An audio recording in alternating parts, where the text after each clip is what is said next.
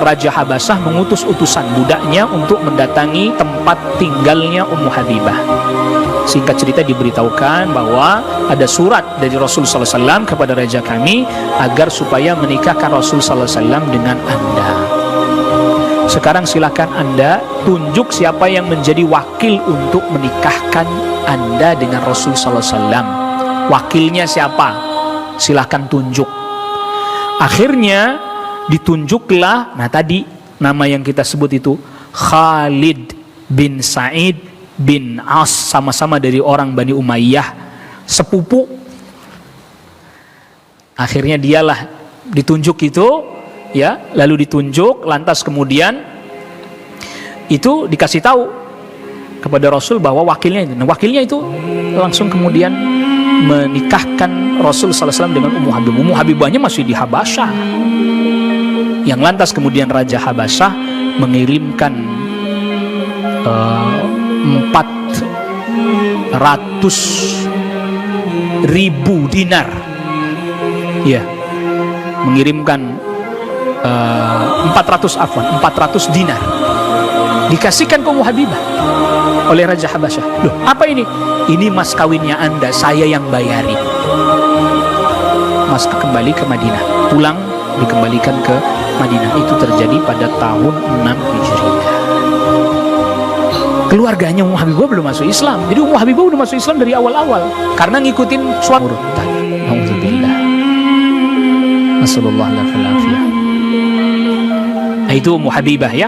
Itu sekilas tentang Ummu Habibah, yang dimana beliau adalah saudari dari Muawiyah bin Abi Sufyan. Jadi Rasul sallallahu alaihi wasallam, wah ini anak perempuannya musuh saya ini, saya bisa manfaatkan ini. Kan tahun 6 berarti baru mau perjanjian Hudaibiyah, baru mau umrah qadha, baru mau selanjutnya tahun 8 baru pada masuk Islam keluarganya Ummu Habibah. Lalu kemudian ada Ummul Hakam bintu Abi Sufyan, kemudian perempuan lagi Izzat bintu Abi Sufyan dan Umaymah bintu Abi Sufyan.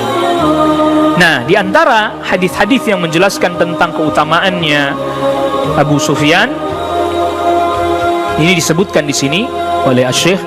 Di antaranya Rasul sabdakan, Allahumma ja'alhu hadiyan mahdiyan wahdi bihi. Ya Allah, jadikanlah Muawiyah hadiyan, memberikan petunjuk pada orang lain. Mahdiyan, dia sendiri juga mendapatkan petunjuk. Wahdi bihi, dan berikanlah petunjuk dengannya. Wa qala Rasul sallallahu alaihi wasallam, dan Rasul sallallahu alaihi wasallam sabdakan, Allahumma 'allim Muawiyah al-kitaba wal hisaba wa qihil adzab. Ya Allah, ajarkanlah kepada Muawiyah kitab, nulis. Memang Muawiyah juga bisa nulis. Lalu wal hisab, berhitung. Itu karena memang orang Quraisy enggak hisab, enggak hitung. Rasul sallallahu alaihi wasallam sendiri yang sabdakan. Ya, waqhil azab, dan jagalah dia dari azab. Ini diriwayatkan Imam Ahmad. Memang kedua hadis ini ada permasalahan padanya, ada kritikan-kritikan para ulama ahli hadis tentang hal itu. Tetapi ini tidak mengurangi keutamaannya Muawiyah bin Abi Sufyan. Bahkan hadis yang dimana hadis ini hadis yang sahih dikeluarkan oleh Al-Imamul Bukhari dalam sahihnya pada Kitabul Jihad Wassiyar, yaitu hadis dari Ummu Haram binti Malhan. Ummu Haram ini saudarinya Ummu Sulaim. Ummu Sulaim itu ibundanya Anas bin Malik. Jadi Ummu Haram ini bibinya Anas bin Malik, dan beliau ini adalah istrinya sahabat Ubadah bin Samit. Satu ketika Rasul sallallahu alaihi wasallam datang ke rumahnya sahabat Ubadah bin Samit, berkunjung. Oh, disambut senang sama Ubadah, sambut, diberi makan, dijamu. Habis selesai dijamu, Rasul sallallahu alaihi wasallam istirahat sejenak. Mungkin kalau kayak kita rebahan, ketiduran sebentar. Tiba-tiba kebangun, tersenyum Rasul sallallahu alaihi wasallam. Kata Ummu Haram, istrinya sahabat Ubadah bin Samit, ma adhakaka, apa yang membuat Anda tertawa Rasul? Kata Rasul sallallahu alaihi wasallam, unasun min ummati uridu alayya, ada sekelompok dari umatku yang diperlihatkan padaku dalam tidurku tadi barusan. Apa itu Rasul? Apa yang ada? Yarkabuna hadzal bahrul akhdar, mereka melewati lautan ini, lautan hijau, bahasanya redaksi hadis begitu. Kal muluki 'alal asirra, seperti raja-raja yang dipikul di atas apa yang ini, raja lah, dipannya raja itu asir. Dan ternyata ini pada masa Khalifah Utsman bin Affan, perang ini lewat jalur laut, dipimpin pertama kali oleh Muawiyah bin Abi Sufyan. Makanya pas ketika Muawiyah bin Abi Sufyan jadi khalifah, diperkuat angkatan laut, bahasa kitanya begitu. Jadi tempur laut, karena Muawiyah udah pernah punya pengalaman itu. Makanya ketika Yazid jadi pemimpinnya, itu angkatan lautnya udah siap perang lewat jalur laut yang kemudian bisa menembus Konstantin yang sekarang masuk wilayah Turki. Yang pada saat itu ada sahabat Abu Ayyub Al-Ansari masuk dalam peperangan itu. Sakit sahabat Abu Ayyub Al-Ansari, Yazid bin Muawiyah jenguk. Lalu apa kata sahabat Abu Ayyub Al-Ansari? Saya pernah dengar Rasulullah SAW berpesan, kalau saya ada orang yang mati di peperangan lawan Konstantin, dia dikuburkan di situ.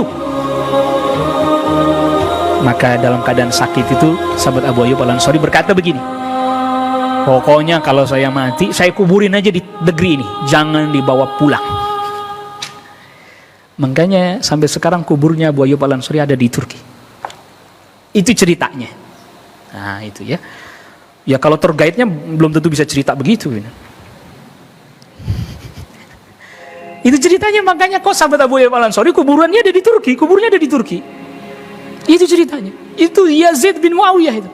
Jadi ketika wafat dia bawa sampai pasukan Romawi nggak bolehin. Jadi saya mendengar Rasul saya berkata demikian. Kalau sampai kubur ini dibongkar, maka saya akan luluh lantakkan negeri kalian. Itu kata Yazid bin Muawiyah. Aku akan luluh lantakkan negeri kalian. Nggak berani mereka. Sampai sekarang ada kuburnya Abu Ayyub Al-Ansari di Turki. Di zamannya Yazid bin Muawiyah itu, sahabat Abu Ayyub Al-Ansari. Jadi lalu kemudian kata Ummu Haram, fad'ullaha ayyaj'alani minhum. Rasul, doakan saya termasuk bagian dari mereka. Lalu kemudian Rasul doakan, semoga engkau bagian dari mereka. Rasul SAW tidur lagi. Lalu bangun lagi, tersenyum lagi. Tanya lagi, Rasul, apa yang ada? Ada pasukanku yang dimana pasukan ini bisa menembus pasukan sekelompok dari umatku berperang, pasukan menembus Konstantin dan mereka adalah orang-orang yang diampuni. Kata Ummu Haram, doakan saya agar saya termasuk mereka juga. Tidak, engkau termasuk yang generasi awal.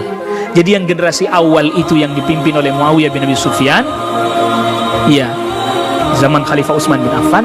Generasi yang selanjutnya, nextnya itu pasukannya Yazid bin Muawiyah. Karena Ummu Haramnya wafat setelah itu, setelah perang yang dipimpin oleh Muawiyah bin Abi Sufyan itu, Ummu Haram naik kendaraan semacam onta, terjatuh, wafat beliau dengan sebab itu. Makanya Rasul sebutkan, anti minal awwalin, engkau termasuk yang generasi awal. Jadi perang bersama dengan suaminya ikut Ubadah bin Samit itu. Pada permulaan bagaimana? Nah, kaum muslimin kan belum punya pengalaman, apalagi orang Makkah, orang Madinah kan belum punya pengalaman perang lewat laut, jalur laut. Lewat darat, padang pasir, iya. Iya. Tapi lewat jalur laut belum biasa.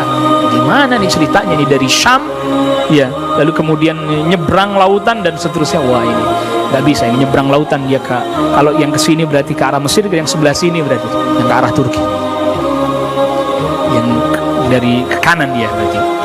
Itu berarti nggak punya pengalaman. Tapi ini akhirnya dari sebab Muawiyah pernah memimpin pasukan itu, nanti anaknya ditunjuk.